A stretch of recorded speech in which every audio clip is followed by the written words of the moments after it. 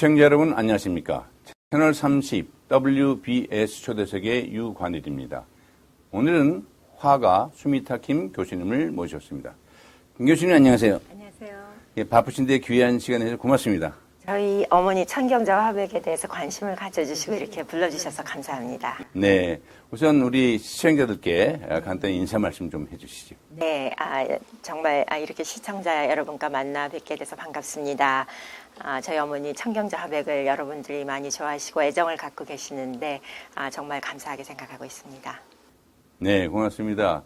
얼마 전에도 이곳에서 강의도 하셨지만은 이제 많은 분들이 지금 아직도 추미에 관심이 되고 있는 고 청경자 화백님의 미인도 어떻게 보면 사건 아직도 현재 진행형이 아니겠습니까? 예, 그런데 이게 청경자 코드란 책까지 내셨는데 그건 과연 청경자 코드라는 것이 무엇인지 좀 설명을 해주시죠. 제목 때문에 다빈치 코드라는 책도 있었잖아요. 네, 맞습니다. 예. 그래서 어떤 분들은 이게 추리소설인가 그렇게 생각하시는 그렇죠, 분도 예. 있는 것 같아요. 예. 그런데 생각해 보니까 제가 그동안의 정황, 그동안의 자료들을 찾아가지고 그 조각을 맞춰가는 과정이 어쩌면 추리소설 같다는 생각도 들긴 하는데요. 그렇죠. 예. 그 제목은 이제 코드라면은 암호라는 뜻이 그렇죠. 있죠. 예. 숨겨진 비밀. 네. 그래서 어머니 그림에 겉으로는 자세히 안 나타나지만 숨겨진 특성. 그것을 찾다 보니까 그런 제목을 붙이게 됐습니다. 네. 그 연유는 어머님 돌아가신 직후에 JTBC 방송국에서 그 미인도 사건을 파헤친 심층 보도를 한 적이 있었어요. 네. 그런데 그 담당 기자님이 그 미인도가 진품이라고 주장하는 사람들은 그 특성을 분석하는 것보다는 이제 소문과 거짓말 그런 것을 내세우면서 진품이라고 주장하니까 그 기자분께서 하시는 말씀이 청경자 화백만 가지고 있는 코드가 분명히 있을 텐데 그렇죠. 그렇게 얘기를 했어요. 거기에서 연유돼서 이런 제목을 붙이게 됐습니다. 네, 우리가 흔히 그 예술가들을 논할 때 특히 이제 화가들 그 화가의 화풍은 좀 베낄 수 있을지 몰라도 그 화가의 작가 정신이라든지 이런 것은 이렇게 카피할 수 없지 않겠습니까? 예, 그런 것의 하나의 단적인 예가 된 것이 그 위작 미인도 사건이죠. 예, 그렇다면 왜 이렇게 그 위작 그 사건이 발생하게 됐는지 그 동기, 그다음에 그 과정 그리고 현재까지 좀 설명을 해주시죠. 예. 흉내 낼 수는 있겠죠. 그렇죠, 예. 그렇지만 수년간 평생을 걸쳐서 닦고 쌓아온 그 열정하고 그 화법을 네. 정말 똑같이 흉내낼 수는 없는 것이죠. 그렇죠. 근데 그러면 미인도 사건은 어떻게 해서 이렇게 커지게 됐나 네네. 돌아보면요. 1991년에 현대미술관에서 네네. 움직이는 미술관이라는 어떤 그 기획 프로그램을 운영하게 됩니다. 네. 그런데 그 안에 그 전에 10년 동안 수장고에 묵혀있던 네. 학예관도 모르고 아무도 몰랐던 그런 그림이 등장을 하는데 그것이 속칭 미인도가 된 것입니다. 네.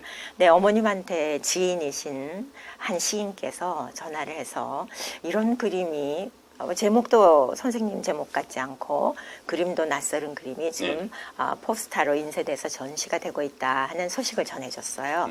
그래서 어머님이 하도 궁금해서 현대미술관에 전화를 해서 현대미술관에는 내 작품이라고는 딱 한 점. 김세중 관장님 계실 때 청춘의 문이라는 것을 소장하셨는데 이게 도대체 무슨 그림인지 보고 싶다. 가져오라 그래서 보시고 당장 아니라고 왜 아닌지 설명까지 해주시면서 위작이라고 천명한 것이 사건의 발단이었습니다. 네. 그런데 흔히 그 감정의 우선순위라고 볼 적에 그 작가의 의견을 제일 먼저 듣는 거 아니겠어요?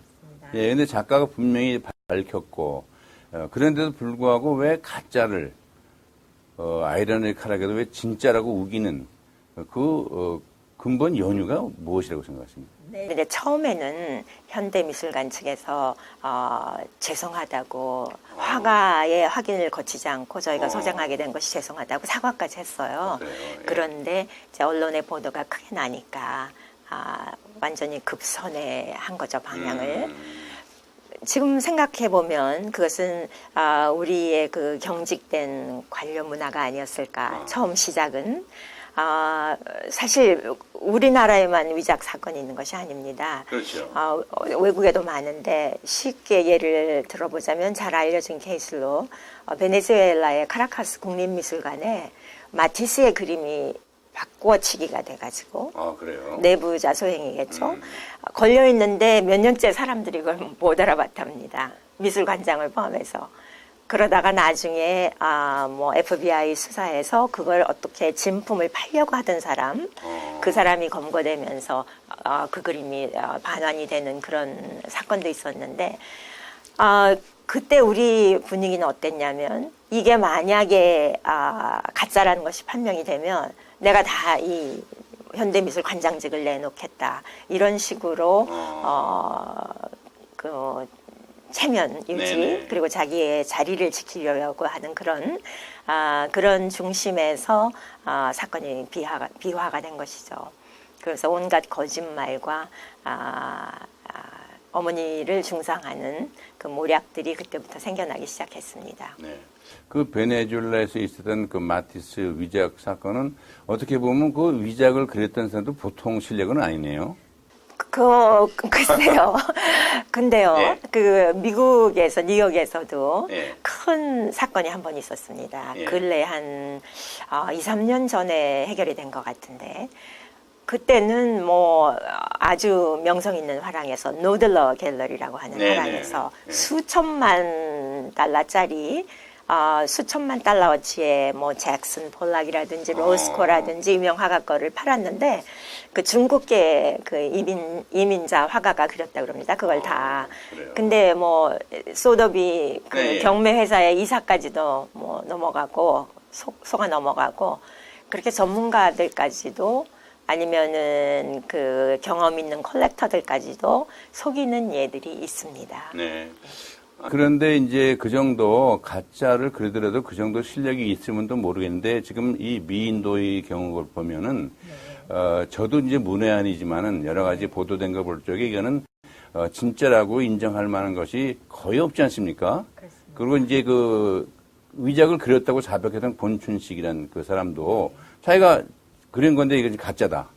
예? 뭐 누가 봐도 정말 그 어떻게 보면 그 그림 자체도 많이 이제 떨어지는데 그렇다면 그 자기가 위작이라고 그렸던 그 권춘식 씨가 왜 자꾸 번복을 하게 되는지 그 이유를 아십니까? 글쎄요. 근데 위작범인 네. 권춘식 씨는 본인이 처음에는 분명히 그렸다고 본인 스스로 확신이 있어서 얘기한 것 같아요. 예. 그런데 사실 그분이 그렸든지 안 그렸든지는 사건의 본질과는 그렇죠. 다르죠. 예. 그렸던 안 그렸던 가짜는 가짜니까요. 그렇죠. 그런데 제가 그 이유 중에 자꾸 번복하는 이유 중에 하나는 어느 방송국에서 그 나온 녹취 테이프를 들었는데 권춘식 씨가 화랑계하고 아주 긴밀합니다. 사실은 그 화랑계 어느 당시에 감정위원까지 하신 분이 권춘식 씨한테 막 종용을 하면서 당신이 그린 것이 아니지 않느냐 그러면서 격앙되는 어조로 따지는 것을 들은 적이 있습니다. 그것도 영향이 됐는지 모르죠. 네. 그래서 아까 말씀드린 대로 그 마티스 작품은 누가 이제 팔려다 걸려가지고 이제 잡힌 거 아닙니까? 근데 이제 좀 얘기가 다를지 모르지만 이제 악기도 그런 경우가 좀 많이 있었어요. 뭐 스타디 마레이스라든지 과누레이스 델제츠 같은 거는 이제 요즘은 프라이스 레스로 될 정도로 가격이 천정부지로 됐거든요. 예, 그런 이제 그 연주하는 사람들은 그 악기 자체도 중요하지만 그 사운드 때문에. 예, 그런데 그 서더비나 크리스티, 또 필립스 옥션에서도 진품이라고 했는데도 불구하고 나중에 이제 밝혀지는 경우가 나와요. 예, 그래서 이제 그 가짜에 대한 그 여러들이 경각심을 울려주는데 그래도 좀 지나서 밝혀져요. 이제 여러 가지 경로가 있지요. 뭐 소리를 들어봐도 소리는 좀 애매한 부분이 없지 않지만 이제 여러 가지 방법이 있지요. 그렇다면 이제 그림도 감정 평가의 우선순위가 있지 않겠습니까? 제일 우선순위는 어디다 봅니까? 아까 말씀드린 대로 작가를 보겠지만, 예. 미국도 그렇고 프랑스도 그렇고 작가 의견이 영순이입니다. 아, 그렇겠죠. 예. 그다음에 프랑스의 경우는 제가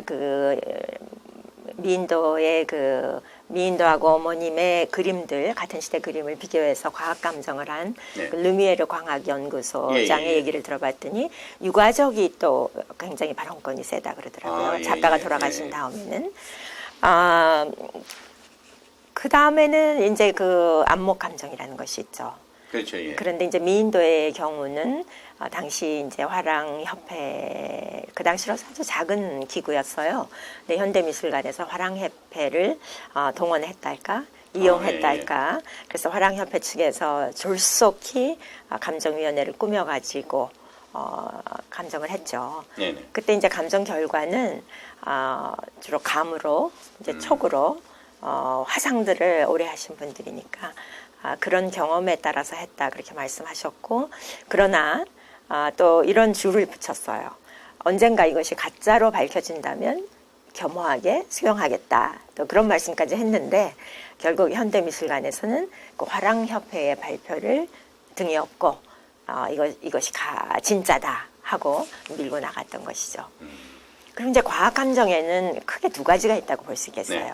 이제 화학적인 감정이 있죠. 네네. 예를 들어서 이 잭슨 폴락의 그림인데 60년대의 그림인데 검사를 해봤더니 60년대에는 생산되지 않았던 그렇죠. 예. 물감이 사용돼 있다. 그러면 뭐 분명한 거잖아요. 그렇죠. 아니면 캔버스의 틀이 네네. 나무가 그렇게 오래된 것이 아니다 그렇다든가. 근데 이제 미인도의 경우는 77년도에 그려졌다고 하기 때문에 어머니가 왕성하게 활동을 하시던 시기잖아요. 그래서 그런 시대적인 차이를 비교하는 것은 불가능했습니다. 네. 그 당시로서. 예. 그랬는데 그래서 이제 맡긴 것이 광학감정. 네네. 광학감정이라는 것은 빛의 성질과 형태에 기반을 둔 물리적이고 과학적인 그런 감정을 하는 것이고, 이 루미에르 감정연구소의 경우는 그 다중 스펙트럼 촬영이라 그래서 파장이 다른 여러 가지 광선을 쪼임으로써 네. 단층을 파고드는 그런 방법으로 하는 감정이었습니다. 네. 그러니까 이제 화랑협회의 감정도 우리가 물론 무시할 수는 없지만 그것 때문에 이제 어떻게 보면 세계적인 사학자, 미술사학자, 클리프 케이프신가요? 네. 예, 그분. 그리고 또 이제 불란서에 정말 조금 전에 말씀하신 대로 감정기관이 이제 내가지고 뭐 99.9%라고 했잖아요. 뭐 0.01%는 이제 어떻게 보면 하나의 그 숫자적인 거고요. 그래서 그렇게 세계적인 사학자하고 세계적인 감정기관이 내놓은 결과를 왜 이렇게 받아들이지 않는 거는 왜 그렇다고 생각해요? 그것을 제가 알 수는 없지만 정확하게 네. 아까 말씀드린 대로 처음에는 관리들의 최면 유지로 자구책으로 나온 네. 그런 수단이었는데 세월이 흐르면서 이 사건은 화랑계에 범람하는 위작 사태, 또 그 외에 그 감정위원회의 말하자면 권위, 그런 것을 상징하는 또 요새는 또 이런 것이 있습니다. 위작 유통을 근절하기 위한 그런 뭐 엄청난 말하자면 수사를 걸고 그 미술시장 뭐 정화법이라는 것이 오랫동안 논의가 되어 왔습니다. 네네. 그러나 결국은 계속 물을 탄 것처럼 그 내용이 약해지다가 결국은 아직 상정도 못 되고 있습니다. 그 말은 미인도 사건이 나왔던 91년도에도 나왔고, 그리고 어머님 돌아가신 직후 미인도 논란이 제기됐을 때도 생겼습니다. 그 이후로 아직까지 상정도 되고 있지 못하는 것을 보면 이 미인도라는 것이 그런 어떤 여러 화랑계, 감정계의 현실과 대치되는 아니면은 상징하는 그런 사건이 돼버린 것이죠. 네, 그렇군요. 정말 이것이 하나의 그 작품의 진위 여부도 물론 중요하지만은 한 예술가의 인권에 관한 문제까지 이게 비약될 수밖에 없는 거 아니겠습니까? 예, 그것 때문에 이제 교수님께서도 뭐 참고 계시다가 결국 소송까지 하게 되지 않았겠습니까? 그럼 소송까지 가게 된 결단하시게 된 그 내용을 좀 말씀해 주시죠. 어머님은 네. 미인도 사건 발생 당시에 이러셨어요. 자식들한테 이 사건을 갖고 너무 애를 끓이지 말아라. 그러셨어요? 네, 나보고 일을 더 열심히 하라는 뜻으로 이런 일이 생겼나 보다 그러셨거든요. 그렇지만 이제 어머님이 돌아가신 후에 아까도 말씀드렸듯이 어머니를 중상모략하는 허위 사실을 유포하는 사람들이 기승을 부렸기 때문에 이 기회에 이 논란을 완전히 뿌리 뽑자는 식으로, 그리고 그런 사람들이 퍼뜨린 거짓말이 심지어는 국회에까지 버젓이 공문서의 성격을 띠고 보고됐기 때문에 저는 미인도의 진위와 관계없이 네. 어머니 개인을 공격하는 중상하는 그런 분들을 허위사실 유포에 의한 사자명예훼손으로 고소 고발하게 되었던 것입니다. 네. 그러니까 이제 그것이 천화백님의 그 모든 것을 좀 회복하는 과정도 있겠지만은 앞으로 재발을 또 방지하는 하나의 그 효과를 또 발휘하지 않겠습니까?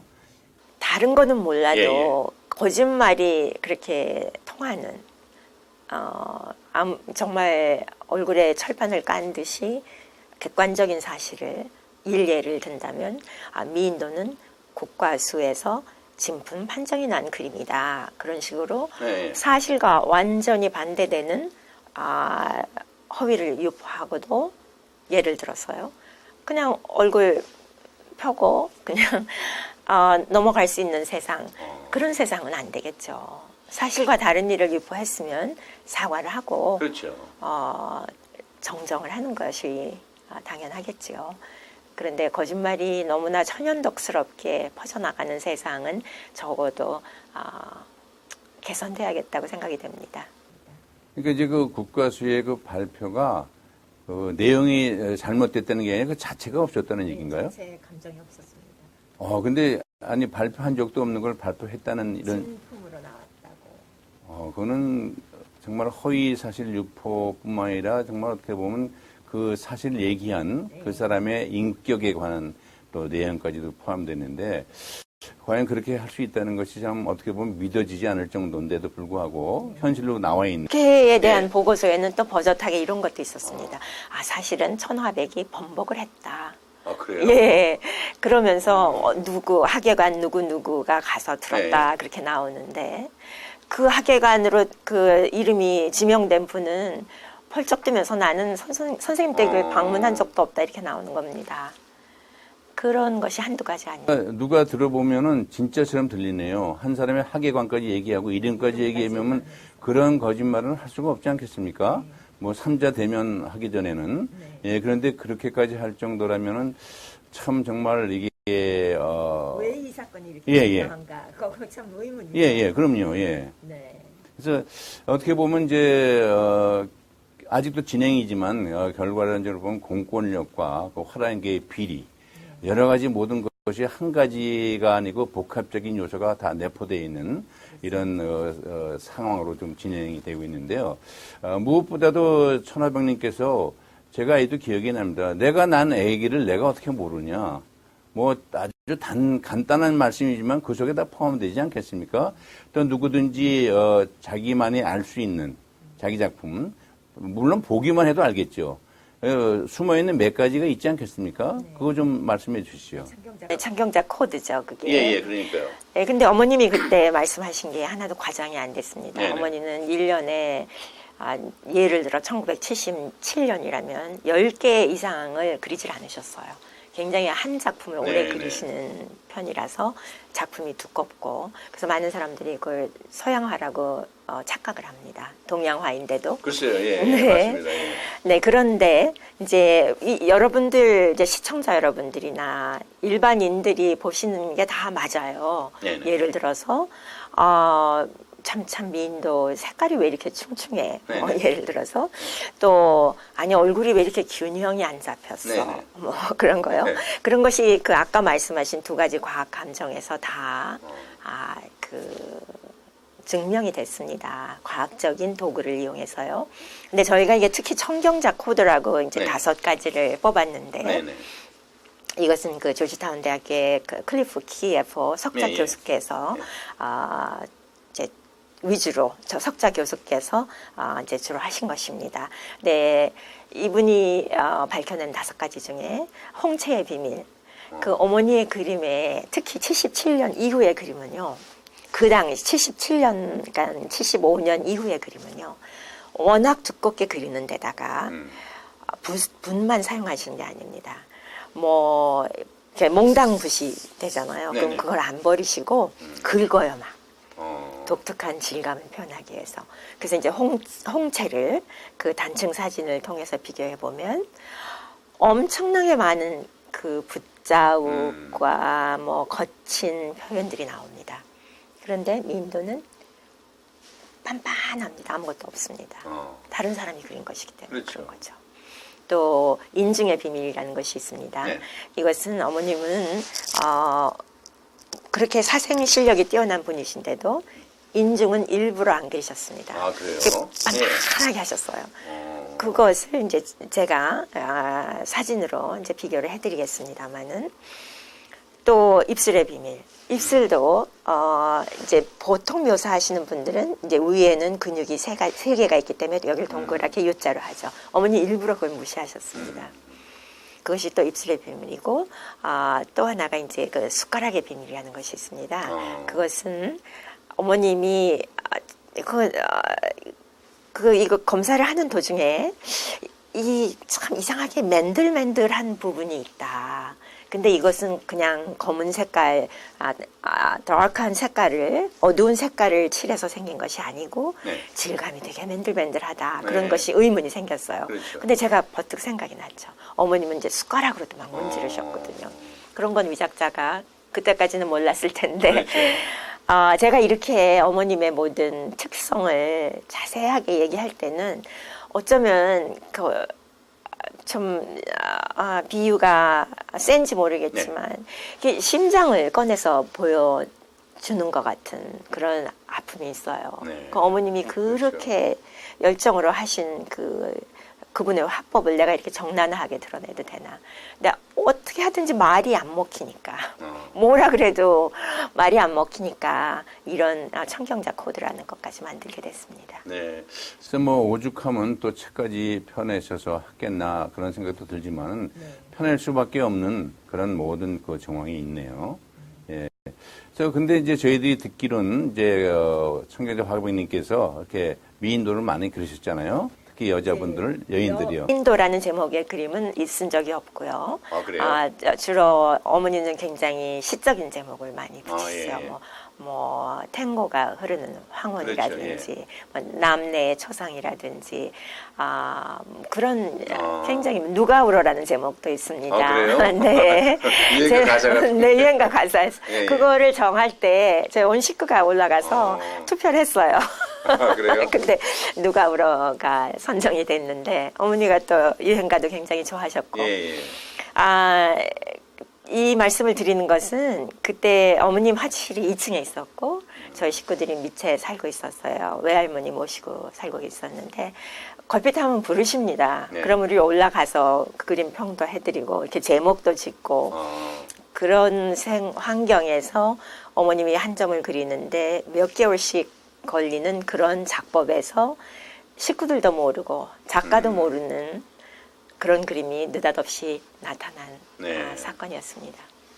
어쨌든 어머니께서 그릴 적에 특히 이제 둘째 따님이신 우리 수미타 김 교수님이 모델 된 적도 있지 않겠습니까? 제가 5살 그때부터 모델을 했어요.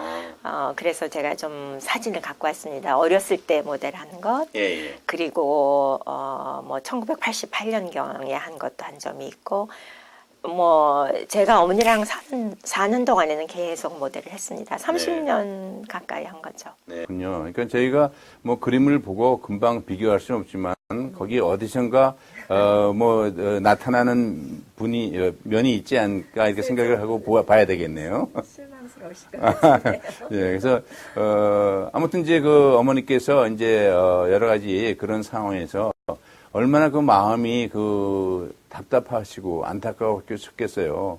같이 싸우기도 싫고 그러니까 이제 고국을 버리고 이제 잠시 또 미국도 다니셨는데 이 책을 펴내시다 보면 이제 어머니의 그 다시 한번 그 작품 세계를 또 생각나게 하지 않겠습니까?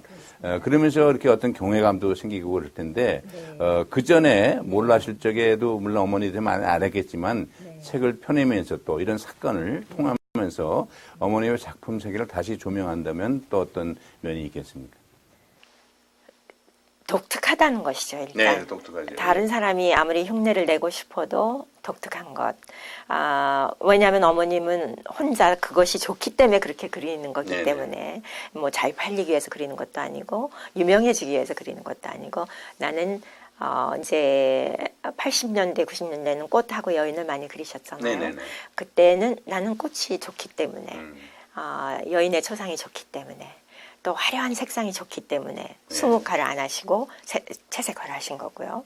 근데 어머니는 처음에는 극사실적인 동양화를 그리셨습니다. 그랬어요? 제가 좀 사진을 네. 갖고 왔는데 어머니가 대학교 다니실 때 학생 신분으로서 당신은 선전이라 그랬습니다.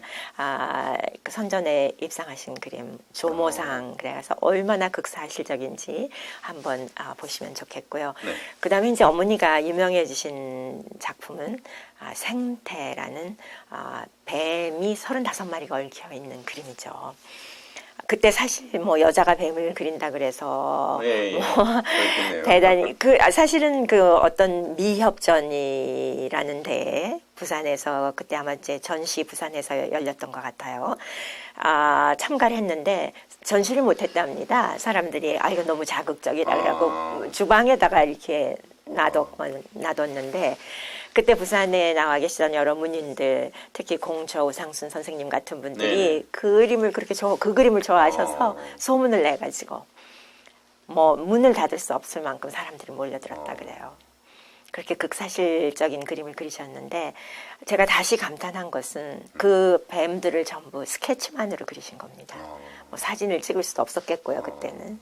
그렇게 사색력이 뛰어나셨고 묘사력이 뛰어났고 그리고 무엇보다 열정적이었고 이제 7, 80년대 어머님 그림들을 이번 사건을 계기로 다시 들여다보니까요. 거기서 우러나오는 말 못하기에 미묘한 그 감정. 그것은 뭐 기법도 관련이 있겠고 열정도 관련이 있겠고 또 화가의 능력도 관련이 있겠습니다만 그것은 그 나름대로의 진실. 그렇기 때문에 여러 많은 사람들이 어머니 그림을 좋아하고 감동을 받는다고 생각합니다. 네. 저도 동감이고요. 뭐 그것이 이제 객관적으로 볼 적에도 그 유명한 프랑스 감정팀에서 그 작품을 분석하다 보면은 어머니 진품들이요. 그러다 보면 많은 것이 나오지 않겠습니까? 네. 그런데 어떤 면으로 보면 모나리자의 그림보다도 뭐 전체는 어떤 부분 더 정말 본인들이 감탄한다. 뭐 저희도 얘기한 게 아니고 뭐 어떤 분에 부탁한 것도 아니고 감정하신 분들이 스스로 감탄해서 나오는 얘기 아니겠습니까? 예, 그런 걸 볼 적에 정말 다시 한번 저희들이 청경자 화백님의 그 작품 체계를 다시 한번 조명해야 될 필요가 있는 이때 정말 이런 안타까운 이제 내용들이 아직까지 정확하게 정리되지 않은 상태로 지금 현재형으로 진행되고 있지 않겠습니까? 예, 그래서 이런 여러 가지 복합적인 내용이 진행되고 있는데 이 기회를 통해서 우리 시청자들과 동포들 또 이렇게 하시고 싶은 말씀이나 당부의 말씀 또 부탁의 말씀이 혹시 있으시면 좀 해주시죠. 저는 이렇게 말씀드리고 싶어요. 여러분들 보시는 게 맞습니다. 여러분들이 보시고 직감적으로 이건 아니다, 우울하다. 이 천 선생님 다른 그림하고 천 선생님 진품하고 색깔이나 모든 면에서 너무나 다르다. 이렇게 생각하시면 그게 맞으신 겁니다. 이것은 과학적인 감정으로도 분석이 됐고 또 어머니를 잘 아는 전문 평론가가 드물지만 계십니다. 그분들도 말씀하고 계시는 거고 여러분들 보시는 게 맞습니다. 이렇게 말씀드리고 싶고요. 앞으로 어머님은 이제 국내에서 누구보다도 유명해지셨지만 미국이나 유럽에서 전시회가 아직까지 한 번도 이루어진 적이 없습니다. 그래서 제 생각에 어머니의 독특한 그 재료 또 어머니의 독특한 감성을 미국이나 유럽에 소개하고 싶은 것이 저의 꿈입니다. 언젠가 그런 날이 온다면 여러분들께서 같이 기뻐해 주시고 성원해 주시기를 바랍니다.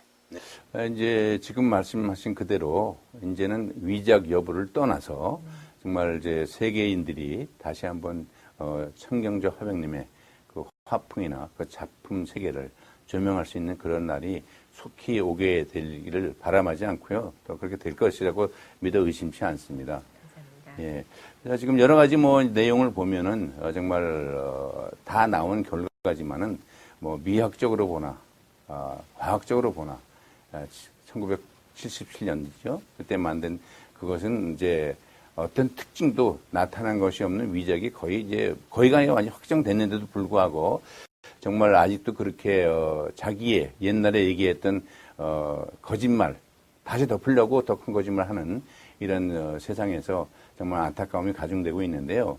앞으로 어떻게 이제 이런 상황에서 어떻게 대처하실지 그리고 향후 계획과 비전 아울러 정리를 해주시죠. 현재 법적으로는요. 네. 저희가 고소고발한 현대미술관 전 현직 직원들 가운데 평론가 한 분을 당시에 검찰이 기소하셨어요. 기소했지만 많은 사람들이 모르고 있습니다. 왜냐하면 검찰은 갑자기 뭐 전격적으로 미인도가 진품이라는 뭐 스포트라이트를 뭐 강하게 비춘 그런 기자회견을 하면서 그 사건의 본질인 허위사실 유포 같은 것은 일체 언급을 안 했습니다. 소위 말하는 본질을 흐린 거죠. 그렇죠. 예. 그러나 그 중에 한 분이 기소는 됐어요. 근데 그분이 1심과 2심에서는 무죄를 받았습니다. 네. 거짓말인 것은 사실이 아닌 것은 맞지만 뭐 본의가 아니었다, 저희가 없었다 이런 식의 변호로 무죄를 받으셨고요. 그런데 1심과 2심에서 어떤 판결이 나왔을 때 대법원에 가서 그것이 뒤집어지는 경우는 거의 없다 그러더군요. 그런데도 불구하고 정말 제가 의외입니다. 상상을 못했는데 그 기소하신 검사 측에서 이 사건을 상고했습니다. 그래요? 네, 그러니까 아직까지 이제 추이를 지켜봐야 되겠죠.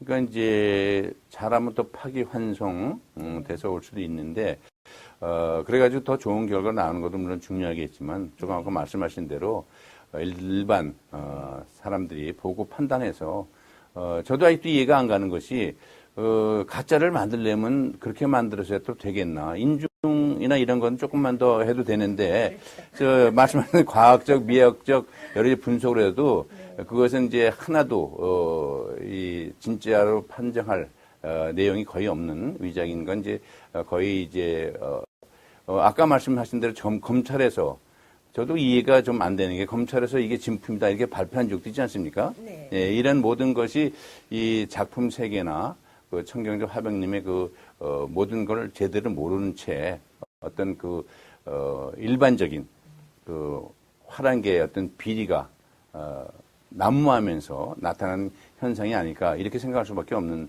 상황이라고 생각이 들어집니다. 그래서 앞으로 이제 계획하신 정말 더 중요한 고 청경조 화백님의 그 작품 세계가 많은 세계인들에게 알려질 날이 멀지 않을 거라고 생각이 들어지고요. 앞으로 이런 모든 것뿐만 아니라 이제 우리 슈미타 킹 교수님께서 계획하신 모든 것들도 잘 마무리돼서 성공적으로 되길 바람하지 않겠습니다. 감사합니다. 네. 여러 가지로 이제 바쁘신데도 불구하고 직접 나오셔서 일일이 다 설명해 주시고 정말 저희들이 몰랐던 부분, 안타까웠던 부분 명쾌하게 말씀해 주셔서 너무 고맙습니다. 감사합니다. 고맙습니다. 오늘은 화가 슈미타 킴 교수님을 모시고 대담으로 진행했습니다. 여러분 감사합니다. 안녕히 계십시오.